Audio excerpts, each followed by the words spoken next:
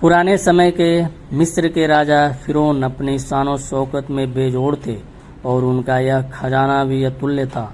उनका खजाना इतना ज़्यादा था कि दूसरे राज्य के राजा उसकी कल्पना भी नहीं कर सकते थे। जब मिस्र का यह शाही खजाना रमेसेस के हाथ लगा तो उसे देखकर उसकी रक्षा की चिंता होने लगी। फिर उसने सबसे पहले आदेश दिया कि महल के बराबर एक कमरा बनवाया जाए। इसको बनाने के लिए उसने अपने राज्य के सबसे माहिर कारीगर को चुना। कुछ समय के बाद कारीगर ने कमरा बना के तैयार कर दिया। इस कमरे का दरवाज़ा राजा के राजमहल में खुलता था और इसकी चाबी राजा खुद रखता था। यह कमरा बनवा के कारीगर वहाँ से चला गया। कारीगर अपने घर गया। कुछ समय के बाद कारीगर बुढ़ा हो गया। जब वह मरने के कगार पे पहुंचा तब उसने अपने पुत्र को बुलाया और उस शाही खजाना के बारे में सारी बातें बताई। उसने उसमें एक गुप्त दरवाज़ा भी बनाया था। अपने पुत्रों को उस गुप्त दरवाजे के बारे में बताया और बुढ़ा मर गया। मरने के पश्चात उसके पुत्र ने उस खजाने को चोरी करने का प्लान किया और वे उस गुप्त रास्ते से उस खजाने में प्रवेश किए और वहां से सोना चांदी चुरा के अपने घर पे लाए। यह प्रक्रिया साल में 2-3 बार वह किया करते थे। कुछ समय के बाद राजा उस शाही खजाने के अंदर इंक्वायरी के लिए गया। उसने देखा उसका कुछ बेशकीमती हीरे मोती नहीं थे। उसे शक हुआ। उसने उस खजाने में एक यंत्र की स्थापना की जो चोरों को पकड़ सकता है। कुछ समय के बाद यह दोनों पुत्र वहां फिर से चोरी करने के लिए पहुंचे। वह जैसे गुप्त रास्ते के शाही खजाने के अंदर प्रवेश किए, उसके बड़े भाई का पैर उसमें फंस गया। फंसने के बाद उसने अपने छोटे भाई को आवाज़ लगाया, कहा, भाई अब तो मैं यहाँ से नहीं निकल सकता। अब एक काम कर, तू मेरी गर्दन काट ले और उसको अपने साथ लेके चला जा। इस पे छोटा भाई जवाब दिया, भाई जीते जी मैं तुम्हारा गर्दन कैसे काट सकता हूँ। बड़े भाई ने कहा, भाई देख, अगर तुम मेरा गर्दन नहीं काटेगा तो पहचान हो जाएगा जिससे तू भी पकड़ा जाएगा और राजा के सिपाही मुझे पकड़ेंगे तो बहुत मारेंगे, बहुत यातना देंगे। इससे अच्छा है कि तू भी बच जाएगा और मेरी गर्दन काट लेगा तो मैं भी इन यातनाओं से बच जाऊंगा। बहुत कहने के बाद छोटा भाई गर्दन काट दिया और गर्दन काट के अपने साथ लेके गया। सुबह हुए राजा को यह खबर मिली कि खजाने में एक व्यक्ति फंसा है। राजा उस चोर को देखने के लिए बड़ी इच्छुक था। वह अपने राज्य दरबार से खजाने के तरफ गया। उसने देखा कि उसका गर्दन नहीं है। गर्दन न होने की वजह से राजा को बहुत संदेह हुआ। उसने उस चोर के बुद्धिमत्ता को परखने के लिए उसके लाश को अपने चौराहे पे टंगवा दिया जहां से सब ग्रामवासी गुजरा करते थे। राजा यह सोच रहा था और अपने सिपाहियों को आदेश दिया कि जो भी व्यक्ति इस रास्ते से गुजरेगा और आंसू बहाएगा और दुख महसूस करेगा उससे तुरंत पकड़ के राज दरबार में पेश किया जाए। यह प्रक्रिया दूसरे दिन चालू हो गई। उस चोर के लाश को चौराहे पे टांग दिया गया। सब लोग जाते और देख के चले जाते।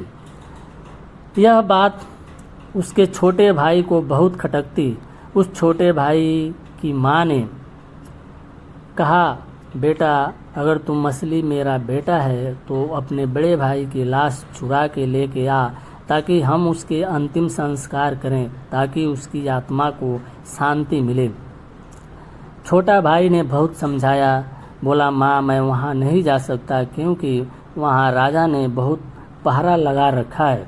वहाँ जाने पे मैं पकड़ी जाऊंगी। बाद में माँ के जिद करने के बाद छोटा चोर वहाँ पहुँच गया अपने बड़े भाई की लाश को लेने के लिए। छोटा भाई ने एक प्लान किया। 2 गदहा लिया और दोनों पे पानी के कैन रख दिए। वह जैसे उस चौराहे पे गया, एक कैन को खोल दिया जिससे पानी गिरने लगा। फिर जैसे ही वह पहला कैन का ढक्कन लगाने पहुंचा, दूसरा कैन खुल गया। वह पहले से ही ऐसा प्लानिंग करके रखा था। इस तरह से करके उसके सारे कैन खुल गए, एक बोतल उसमें बच गया। बाद में यह घटना सब सिपाही देख के बहुत हंस रहे थे। बाद में उसने वह बोतल गधे के पीठ से उतारा और सिपाहियों को दे दिया पीने के लिए। बोला, भाई सारा पानी गिर गया, आप लोग यह बोतल का पानी पी लो। तुम लोग बहुत देर से इस धूप में खड़े हो, कुछ तो मैं पुण्य का भागी बनूं। यह कह के उनका यह बोतल उन सिपाहियों को वह दे दिया। सिपाही खुशी खुशी सब थोड़ा थोड़ा करके पानी पी लिए। जैसे ही वो पानी पिए, सारे बेहोश हो गए, क्योंकि उसमें उसने बेहोशी की दवा मिला दी थी। इस प्रकार से चोर का छोटा भाई उस लाश को चुरा के अपने घर ले गया और उसका अंतिम संस्कार कर दिया। यह खबर जब राज्य के राजा को मिली तो राजा और हैरान हो गया। राजा सोचने लगा, अरे वह चोर कौन सा है जो मेरे से भी सातिर दिमाग का आदमी है। राजा को उससे मिलने के लिए बहुत इच्छा की प्राप्ति होने लगी। फिर राजा ने एक तीसरा चाल चला। उसने अपनी बेटी को एक बात बताई। उसने पूरे राज्य में डुगडुगी पिटवा दिया कि मेरी बेटी खिस्सा सुनना चाहती है, उसमें जिसका खिस्सा सबसे दिलचस्प होगा, रोचक होगा, उसको हमारे तरफ से मुहमंगा इनाम दिया जाएगा। यह सुन के राज्य के बड़े बड़े धुरंधर, कवि, कहानीकार वहाँ पे पहुँचे। उसमें चोर भी पहुँचा। सबकी कहानियाँ राजकुमारी सुनती थी और इग्नोर कर देती थी, क्योंकि उसे कहानियों में दिलचस्प नहीं था। उसे तो दिलचस्प उस चोर को पकड़ने में था। जब वह चोर शाम को राजकुमारी के पास पहुंचा अपना किस्सा सुनाने के लिए, तो चोर ने कहा, राजकुमारी जी आप अपने कमरे का पूरा लाइट बंद कर दीजिए। राजकुमारी जी ने सोचा कि कमरे का लाइट बंद करने से कुछ नहीं होएगा, क्योंकि हमारे इर्द गिर्द सिपाही मौजूद हैं, इसलिए उन्होंने अपने कमरे का लाइट बंद कर दिया। चोर ने अपनी पूरा कहानी सुनाना स्टार्ट कर दिया। और वो कहानी क्या सुना रहा था कि वह किस तरह से शाही खजाना लूटता था और सिपाहियों को किस तरह से बेवकूफ़ बना के अपने भाई का लाश चुरा ले गया। यह सुनने के बाद राजकुमारी ने तुरंत सिपाहियों को आदेश दिया और सिपाही ने उसे पकड़ लिया। पकड़ के राजा के पास पेश किया। वह राजा के पास गया और विनम्रता पूर्वक हाथ जोड़ के राजा को प्रणाम किया। राजा उसे देख के बहुत इच्छुक हुआ। राजा ने उसे दंड न देने के उपरांत उसे अपने राजकुमारी से विवाह कर दिया। उसने कहा, यह जुआ बहुत बुद्धिमान है, यही इस गद्दी का भागी है, क्योंकि मेरा कोई संतान नहीं है। मैं इस पुत्री का विवाह इस राजकुमार से कर देता हूँ और अपना सारा राजपाट उसे दे दिया। दोस्तों, इससे हमें यह सीख मिलती है कि बुद्धिमान व्यक्ति गरीब क्यों न हो, एक न एक दिन उसको बड़ी कामयाबी जरूर मिलती है।